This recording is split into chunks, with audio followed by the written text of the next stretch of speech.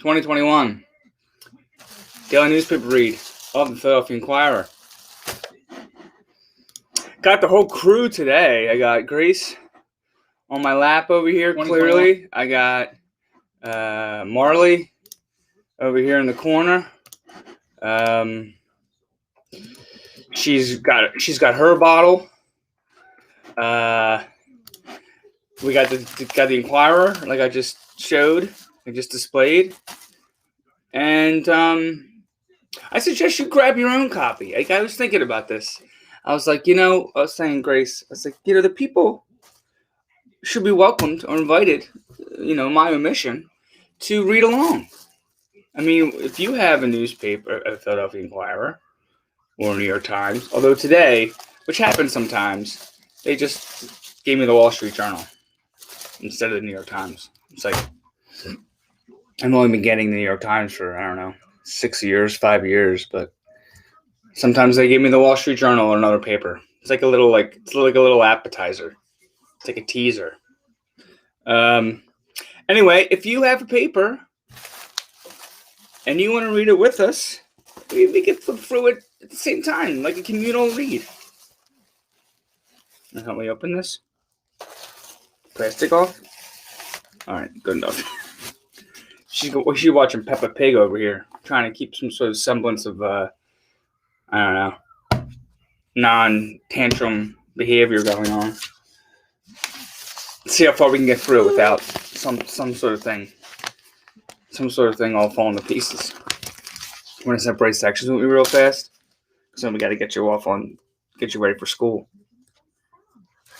Okay, ready? Separate sections together. Here we go.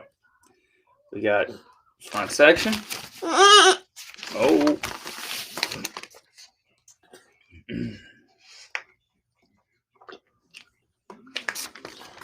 Okay. We have the region. What do you think about the region? Today's region. Let's separate that.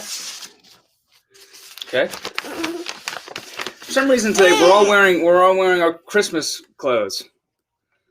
Marley's even got a Santa Claus onesie on. For the truth. It's not just a joke. It's all coincidence too. See? It's Christmas tree. Health or life, excuse me. And sports. I'm gonna start with sports, Grace. Flyers got shellacked last night. I think it was like 6-1, 5-1 when I turned it off. The games ended too late for this edition, according to the Inquirer sports section. But they got crushed. Yeah. I did see also that Josh McDaniels said to be a frontrunner. Sunday's long interview with New England's offensive coordinator for the Eagles. Are we gonna do that, Grace? Are we gonna do the raspberries today? Okay. Welcome to the raspberry beret kind of morning. Yeah, so McDaniels is the in the running here. Looks like for the Eagles coaching job, head coaching job. Monday marked a week since Eagles owner Jeffrey Lurie dismissed head coach Doug Peterson. Interviews with several potential successors have come and gone, but Sunday's all-day session with New England offensive coordinator Josh McDaniels has generated a lot of buzz. An all-day session, Grace. Is that like a 7 to 7? Is that like a 12 to 5? I'm going to guess it's all over Zoom too, right? I mean, they're not having Josh McDaniels come into the city and come into the NovaCare or stadium, right? Am I right, Grace? So it's a long Zoom session, an all-day Zoom. Of course, it doesn't mean that McDaniels is going to be hired. Eagles coaching interviews typically are several hours long, and Lurie and his front office group spoke to Tampa Bay defensive coordinator Todd Bowles on Monday via video conference. An interview that went into Monday evening.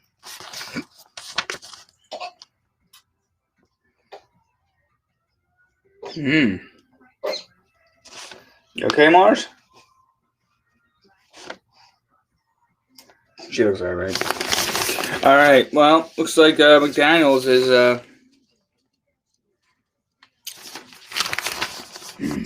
front burner. He's 44. He's got a more extensive resume than any remaining. God bless you. Any remaining known candidate. 6 Super Bowl rings, 17 seasons altogether, alongside Bill Belichick. A lot of former Belichick assistants have failed, but none of them has enjoyed as long and as close a relationship to the mentor as McDaniels. I mean, listen, he comes from a great pedigree. I mean, you can't ask for a better, coaching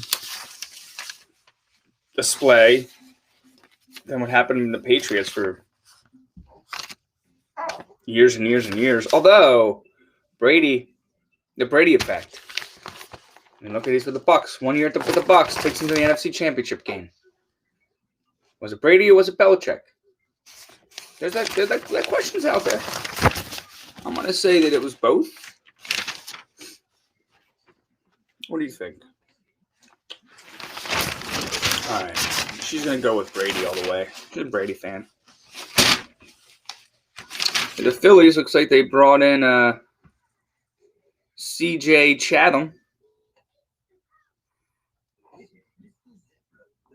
Infielder from the Boston Red Sox for a player to be announced. Okay. Turning the page.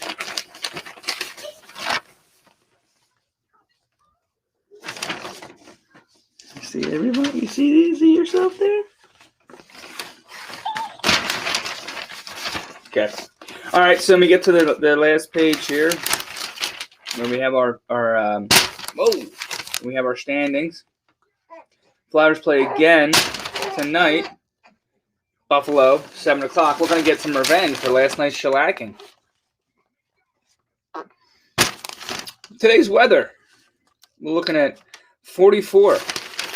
Partly breezy. And sunny. A decent looking week coming up. Today's sunset, 5:05 p.m. 5:05. Just around dinner time. All right. Monday is a wintry mix as possible. Next Monday, of course. Keep your hat handy and your umbrella. I'm gonna put you down. Is that cool? And I gotta check on Marley. Put her bottle back in her mouth. You think you can maybe go hang out here for a second? Right there? No? Uh-oh. Oh, here we go. Come here, you. Come here, you.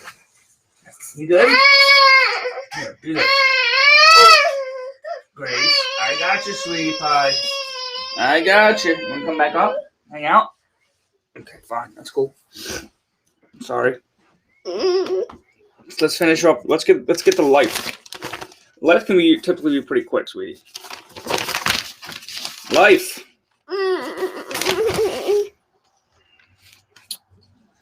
Why waiting is so hard. 2021 is finally here, and life is still not normal. It's mid-January, almost a year into the coronavirus pandemic, and we are still waiting for the horror story that was 2020 to end. After waiting months for scientists to develop the vaccine, we are now waiting to get it, so our lives can return to some kind of, quote, normal. We're waiting to see the full economic fallout of the corona mess and what our careers will look like when it's over. The waiting goes beyond learning the outcome of our post-coronavirus lives. We spent much of 2020 waiting for the election, and now we wait and pray we make it through the presidential inauguration. Once President-elect Joe Biden and Vice President-elect Kamala Harris are sworn into office, with the insurrection at the Capitol still fresh, we have to wait for America to reclaim its standing as a defender of democracy. And here is my big question. After watching Black Lives Matter come to the forefront in 2020 as a mass movement, will Black Americans have to wait another 400 years for true equality? The rate we're going, probably.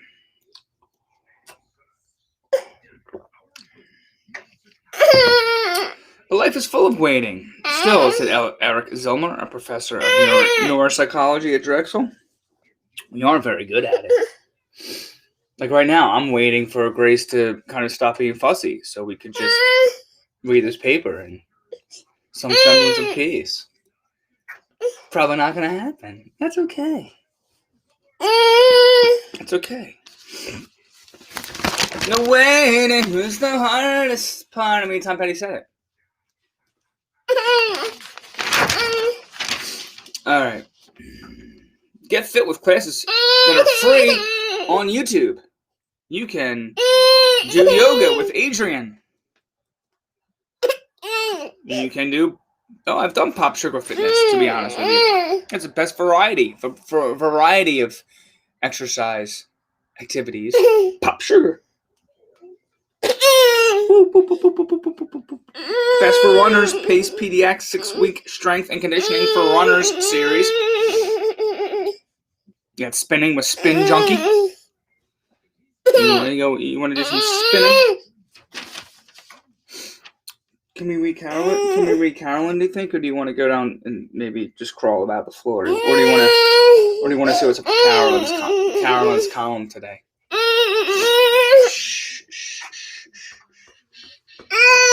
How come your little sister's all calm over there with a bottle? You're acting a little cray-cray. Here, why don't we put you down here again? You want to try to hang out with your sister? Look, boom. Look, there she is. Observe. Oh boy, huh?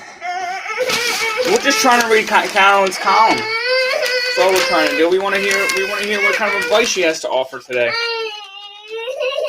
There she is.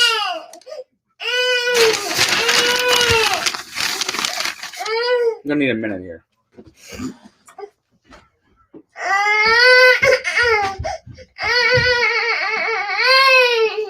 Hey. What about this? At work?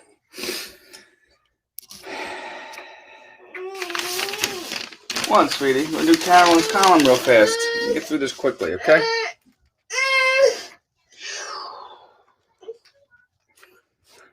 My boyfriend told me 3 months ago that we should take a break. We've been dating for about a year and a half. So I took a break, I did. What is it, sweetie pie?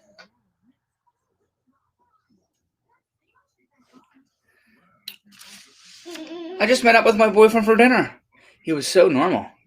No discussion on why he said that we should take a break or any other discussion. We had a nice dinner, watched a movie, and other stuff. And then I went home. This was pre-pandemic. So this was like almost a year ago. I will see him and his kids tomorrow. Should I even bring up our taking a break matter? Or continue pretending like all is well? Like he is. CAROLYN says, Why do you bring it up the other night? Or better phrasing, why did you go along with the pretending in the first place? This nice dinner seems like a natural place to say, what the heck just happened?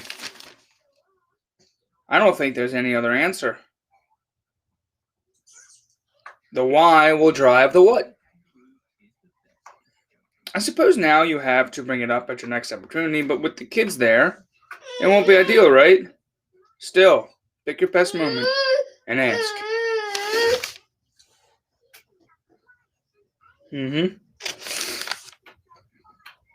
Response. I did not ask because he does not do well with when he is asked questions. Listen, I just don't do well when I'm asked questions, okay? So that means everyone should just not ask me questions. It's a nice, like, kind of luxury that you're able to like, perpetuate on those around you to believe. Like, or this girl. Hey, I told you. I don't answer questions. He'd rather just pretend. I'm afraid to push it because he just shuts up. And I'm also afraid that he would want to break up with me. I know in my heart this is not the right relationship for me. I'm not getting what I need, and yet I am unable to do anything about it. Even though I was on a busy work trip, I cried over taking our break every day. I prayed and prayed the break would end, and now that it has ended, I feel even more miserable. I know I need to get out. So it's kind of like a double down question. Like the initial question, CAROLYN answered. Then they said, "Wait a minute, got some clarifying information." Asked that. And then there's a reader response. Another answer. Please either break up with him right now or openly question him, so he will either break up with you himself or annoy you so much that it will be easy for you to do it. Either way, seek counseling, please. You're acting against what you know to be your own best interest, and that's not sustainable in any healthy way. Hi. Hey there. Some smiles from the youngest. I think, CAROLYN's just trying to say, listen, this isn't working out for you. You know it. I know it. All my readers know it. It's tough, but sometimes you just gotta, call it a day.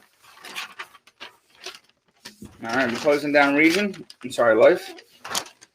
Oh, gotta look at the horoscope because we know how on point the horoscope is every day. It just really cuts right to the core of the reality of my life. If a vehicle needs replacing, start to examine your options promptly. For Scorpio today, by the way. Verify departure times and reservations. There will be some last-minute schedule changes to allow for the weather may impact you. Have dry, comforting clothing available, especially footwear.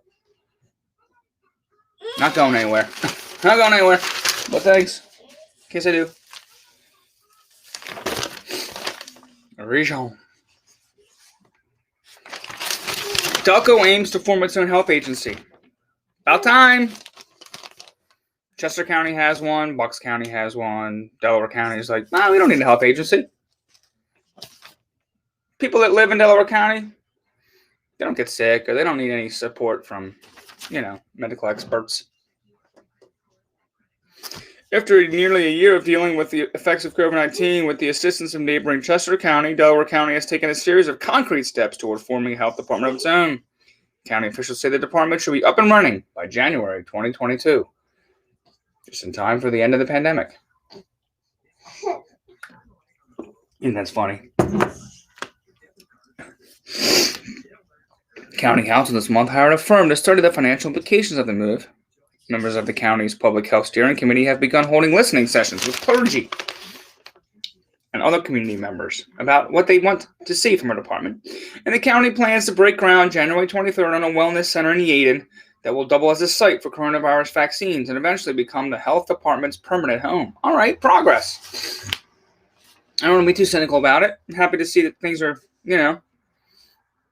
moving along. Some way, shape, or form with that project.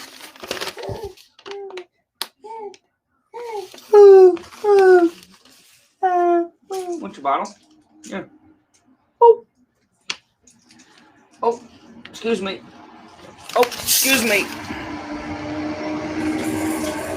Sounds like there's a truck driving by. Maybe it's the garbage truck, eh? Hey, everybody.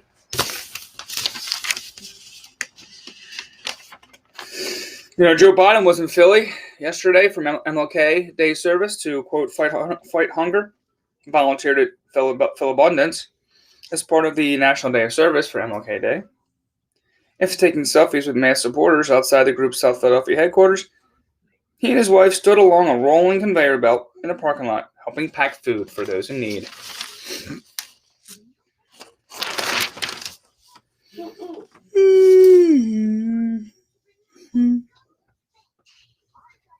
This guy's accused of Biden threat. He's a camper, is how they're describing him. Chris John Kinsey, 61, was arrested at a Bucks County campsite. Also charged with drug possession and possession of a handgun. He's like, what of it? Yeah? What are you going to do? A man living at a campsite in Bucks County was arrested last week for allegedly making online threats against President-elect Joe Biden, Vice President-elect Kamala Harris, House Speaker Pelosi, and Pennsylvania Governor Tom Wolf. Chris Kinsey, 61, he was arrested Friday in a wooded area off Sunday Road, Pennsylvania State Police said, in charge of making terroristic threats in connection with images, videos, and posts he allegedly put on Facebook. Post, police said, threatened violence and death to the 4 elected officials. Phew. Facebook gets another one. Oh, OBITS. Hi, everybody. Oh, Mercita Hernandez, a principal at a Philadelphia elementary school. 44 years old. What? Oh, man. Kidney cancer.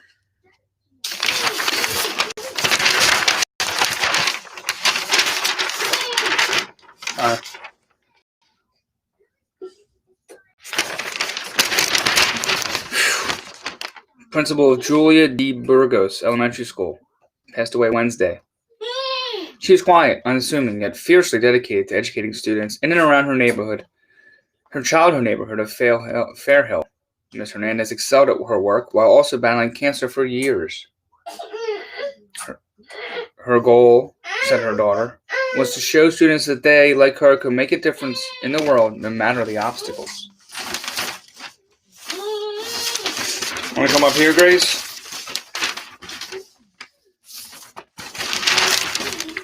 It's a shame. Quote, she wanted to teach people, especially her students, to strive and achieve and never give up. She was always doing something for the kids. Come here. Yeah. She was always doing something for the kids, right? Right?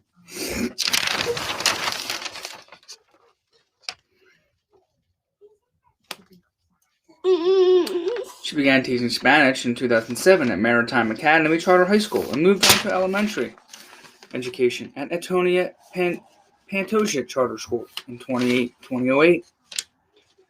She was very dignified, very private, said Dr. Robin Cooper, a longtime principal and administrator for the school district of Philadelphia. She was well respected, did her job, and loved her family. A nice way we could all be described at the end there. Respected, we did our job well, we love our family. Oh boy. She was always in that school building, Lloyd said, at 7 a.m. and 8 p.m. Whether it was an awards ceremony or planning Student of the Month awards, she was dedicated to her students and teachers. She said, if you can achieve anything, if you can put your mind to it. Rest in peace, Maritza Hernandez. And a bunch of other folks here in their 80s, I'm seeing 90s, even a 100-year-old here. Edith Golden, 100 years old.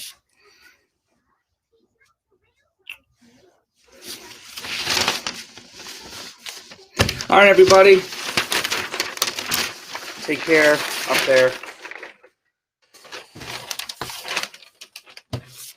We got one more. We got the front section, and then we're gonna resume. We want to give the Wall Street Journal a read today because we have to. We don't have the Times. I'll put a report in now. Put a report on the Times website. Doesn't tend to really do much, but I'll go through the motions. PA woman accused of stealing Pelosi's laptop. I did see this. She's a 22-year-old woman. Her name is Riley June Williams of Harrisburg. There's Riley June. Hi, Riley June. There's plenty of laptop. If you need a laptop, there's like pretty good deals at Best Buy. Or do you just want Pelosi's? All right. How about you hang out right here for a little while, for a moment, so I can do this. All right. I'm gonna drop off real fast, and then I'll come back to finish up the front section, and maybe then I'll do the Times, the Wall Street Journal too. I'm realizing that some things need to be accomplished prior to me getting her on the bus. See, this is what it's like some days. See you soon.